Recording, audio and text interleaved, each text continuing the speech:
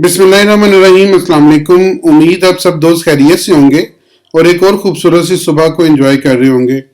आज हम गोल्ड का रिव्यू करेंगे कि 22 फरवरी को गोल्ड क्या डायरेक्शन ले सकता है और यहाँ से गोल्ड की मूवमेंट क्या हो सकती है। कल जो आने वाला डेटा था उसने गोल्ड पे क्या इफेक्ट डाला और हमारे कौन कौन से टारगेट हिट हुए, उसके ऊपर हम जरूर बहस करेंगे। और इसके अलावा आज की हम न्यूज़ देखेंगे कि न्यूज़ मार्केट को किस तरह इफेक्ट कर सकती हैं।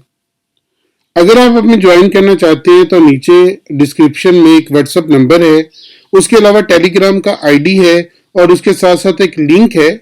उस लिंक पे क्लिक करके आप हमारे साथ अकाउंट क्रिएट कर सकते हैं। हम आपकी रहनुमाई करेंगे अकाउंट की क्रिएशन से लेकर अकाउंट की कंप्लीशन तक, और उसके बाद ट्रेडिंग में भी आपकी इंशाल्लाह भरपूर हेल्प करेंगे। सबसे पहले देखते हैं कि आज मार्केट में न्यूज़ किस तरह इफेक्ट कर सकती हैं। आज 12 फरवरी है, वेडनेसडे का दिन है। सबसे पहले AUD 5:30 बजे ये हो चुका और 7 बजे आपकी NZD की एक न्यूज़ है जो मार्केट पे इफेक्ट डाल सकती है। उसके अलावा कोई खास न्यूज़ नहीं है जो मार्केट पर कोई खास असर डाले।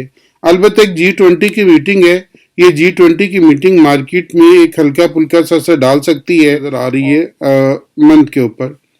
तो इसलिए मंथ के ऊपर अभी आप कोई खास ध्यान ना दीजिएगा, बल्कि 2-3 दिन बाकी हैं मंथ की क्लोजिंग में, तो उसके बाद हम देखेंगे मंथ की क्लोजिंग क्या होती है। अभी हम चलते हैं वीकली के ऊपर और वीक के ऊपर देखते हैं कि मार्केट किस तरह मूव कर रही है। वीक के ऊपर इसने छोटी सी कैंडल बनानी शुरू की हुई है अभी तक, और इस कैंडल को अभी तक इसने बरकरार रखा हुआ।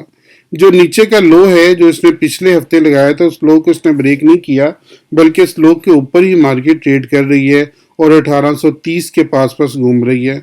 तो अब हो सकता है कि यहाँ से मार्केट एक अपसाइड का एक चांस ले जाए और अपसाइड की तरफ मार्केट निकल जाए।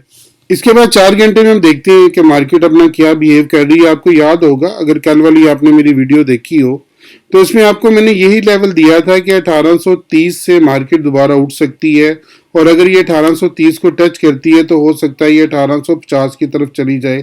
तो मार्केट ने तकरीबन 1843 का हाई लगाया और वहां से दोबारा वापस आकर 1830 के पास रुकी हुई है।